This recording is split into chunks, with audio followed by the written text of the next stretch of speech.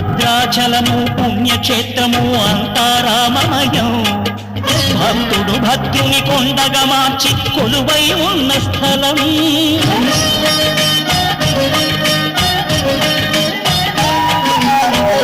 భక్తితో రామదాసు ఈ ఆలయమును కట్టించనయా. సీతారామ లక్ష్మణులకు ఆభరణములే చేయించనయా.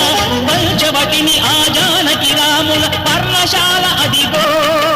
సీతారాములు జలకములాడిన శేషతీర్థమదిగో. రామ భక్తితో నదిగా మారిన శబరి ఇదేనయ్యా.